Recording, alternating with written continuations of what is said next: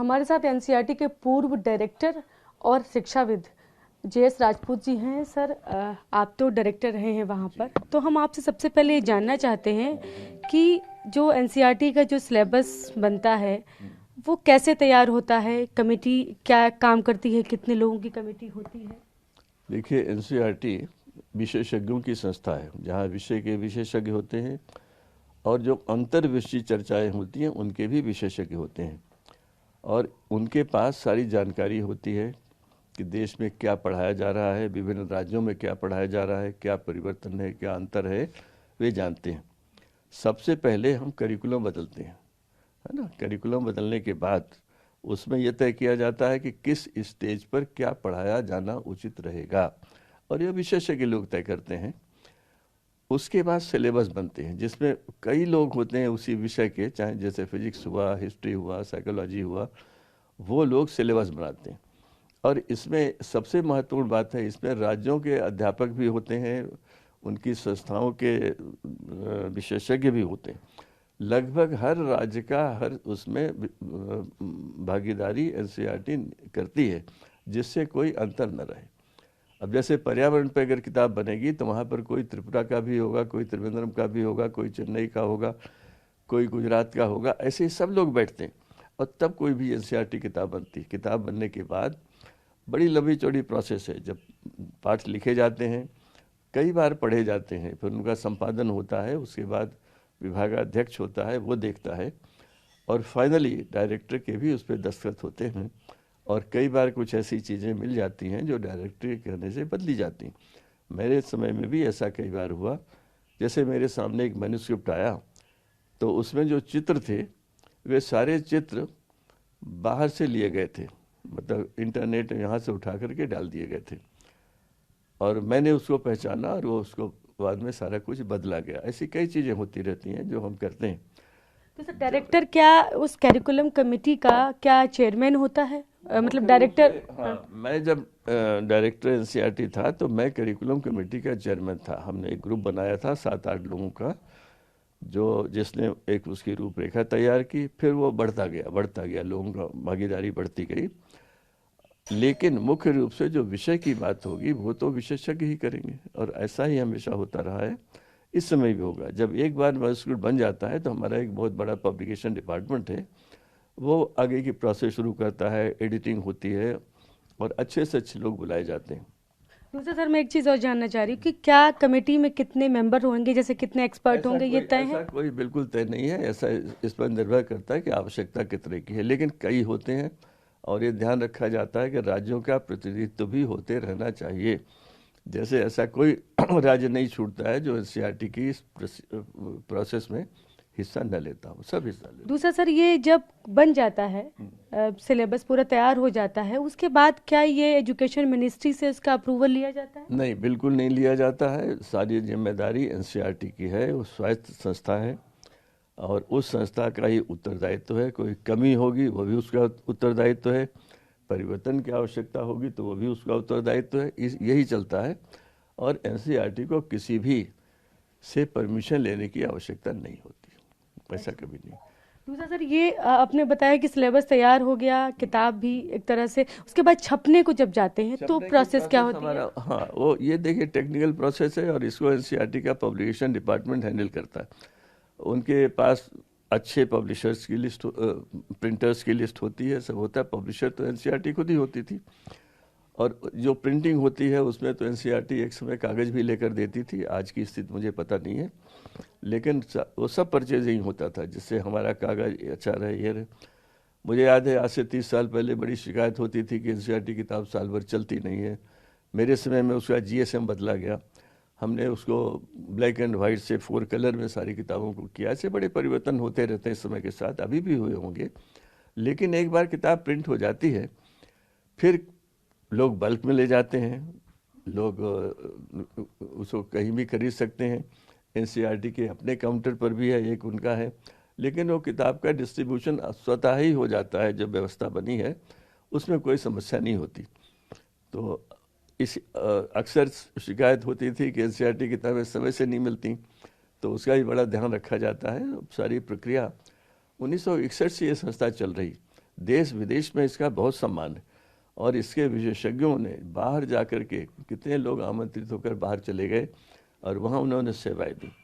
तो इसका सम्मान देश को करना चाहिए, क्योंकि देश का जो एक प्रबुद्ध वर्ग है, आप देखिए जितने भी सिविल सर्विस में अधिकारी इस समय होंगे उन सब ने एनसीईआरटी किताबें पढ़ी हैं और उनके मन के अंदर कहीं न कहीं एनसीईआरटी के प्रति श्रद्धा का भाव है, आदर का भाव है।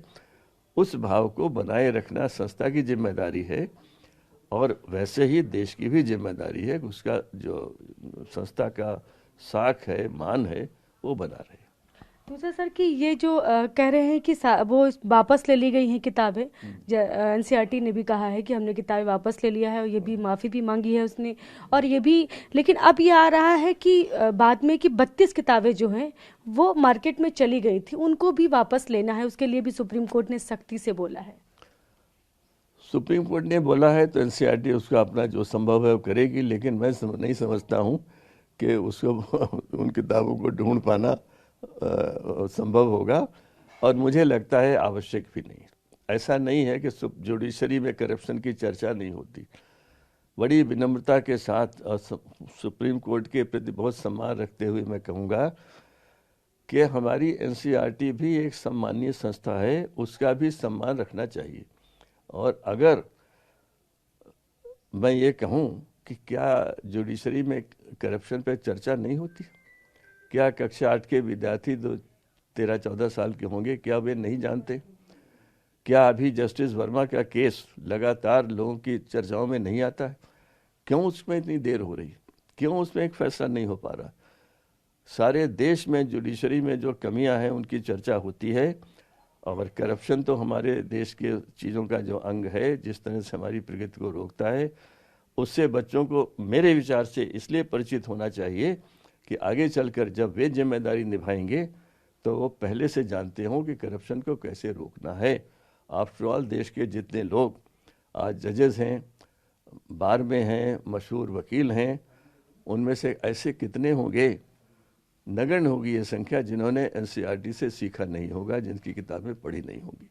सर सुप्रीम कोर्ट कह रहा है कि अब तो डिजिटल युग में तो उसकी बहुत सारी कॉपीज भी बन गई होंगी, लेकिन हालांकि शेयर करने पर रोक लगाई गई है, उसके कोई कापियाँ बन गई होंगी, बनी रहेंगी, इससे कोई बहुत बड़ा नुकसान होने वाला नहीं है। सारी चर्चा देश में सबको मालूम है, ये सुप्रीम कोर्ट का जो विचार है वो भी मालूम है, लेकिन मुझे लगता है कि इतनी सख्त तल्खी की आवश्यकता सुप्रीम कोर्ट पे भी नहीं थी। उन्हें भी ये देखना चाहिए था कि एनसीईआरटी का सम्मान किसी भी तरह से बाधित न हो। हम डायरेक्टर को नोटिस भी दिया है सर, वो दिया है जो भी क्या हो, लेकिन एक वरिष्ठ शिक्षाविद के नाते मैं 1962 से पढ़ा रहा हूँ विश्वविद्यालय स्तर पर, तो मैं ये कहना चाहूँगा कि कोई भी प्रतिक्रिया जो होनी चाहिए बहुत सोच समझ कर होनी चाहिए और ऐसा न हो कि मैं अपना सम्मान बढ़ाने के लिए या बचाने के लिए दूसरे को का असम्मान करूं।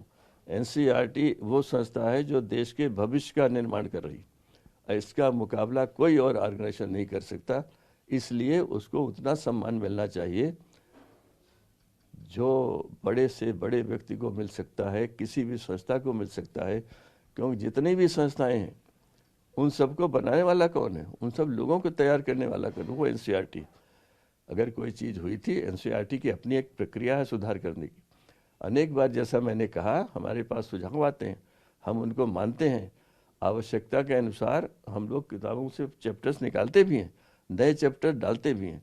और अब परिवर्तन इतनी तेज़ी से हो रहा है कि एक फ्रंट लाइन करिकुलम की भी व्यवस्था की गई है कि यदि कोई चीज़ हो जाए, जैसे कोविड आया तो क्या 2020 में आया था, तो 2022 तक कोविड को पुस्तकों में आ जाना चाहिए था, और ऐसा होता है, ऐसा किया गया हो। स्पेशल मॉड्यूल भी जारी किए जाते हैं। हाँ, उसी को फ्रंट लाइन करिकुलम कहते हैं। हमेशा आवश्यकता होती तो परिवर्तन होता है। ये प्रकरण भी बहुत आसानी से समाप्त हो सकता था यदि ऐसा चैप्टर है। एनसीईआरटी पहले बताती कि क्यों उन्होंने रखा, क्या सोच के रखा, उनकी लॉजिक क्या है, इंटेंट क्या है, और उसको सुनने के बाद सुप्रीम कोर्ट कह देता कि भाई इसको निकालिए, सुधारिए, जो भी वो कह सकते। लेकिन बिना उस सारे उनकी बात सुने हुए तल्ख कमेंट करना, मैं समझता हूँ इतनी बड़ी संस्था के लिए विचारणीय है। आप सर इतने सालों से एनसीईआरटी को देख रहे हैं, और क्या कभी इतना बड़ा कोई इस तरह का मुद्दा आया इससे पहले, कभी आपको याद पड़ता है? नहीं, इस प्रकार का तो नहीं आया है, लेकिन बहुत सी बार बहुत सी चीज़ें हुई। जब सन 2002 में जब मैं था तो संसद में एनसीईआरटी पे चर्चा हुई। 8 घंटे लोकसभा में हुई और 6 घंटे राज्यसभा में हुई। हमारे एक एक चैप्टर को उठाया गया, इतिहास बदलने पर आरोप लगाए गए, हमने उसके जवाब दिए। मैंने हटाया कुछ नहीं, जो मैंने लेकिन वापस नहीं ली। वापस कोई नहीं लिया, वापस एक भी नहीं लिया। और हर एक का उत्तर मेरे पास था। और जब कोई चीज़ लिखी जाती थी तो मैं अपने अध्यापकों से कहता था कि भाई जो इसका क्रिटिसिज्म होगा उसकी जिम्मेदारी आपकी है। बाहर के लोगों पर डिपेंड नहीं करता, बाहर के लोगों को बुलाता था, करता था, लेकिन हर पुस्तक का अंतिम जिम्मेदार व्यक्ति एनसीईआरटी का प्रोफेसर ही होता था। मैं कहता था कि एक्सपर्ट्स आए हैं, 2 दिन 4 दिन रहेंगे, चले जाएंगे, संसद में सवाल पूछा जाएगा तो जवाब तो हमें ही देना पड़ेगा। तो मैं आपके पास आऊँगा और कहाँ जाऊँगा? और हमने उस हिसाब से उसको फेस किया। हमने कुछ भी हटाया नहीं, कोई किताब नहीं बदली, क्योंकि हमने ऐसा हाँ एक किया था, एक गलती हुई थी। एक नक्शा छपा था जिसे मेडागास्कर किसी दूसरे समुद्र में दिखा दिया गया था।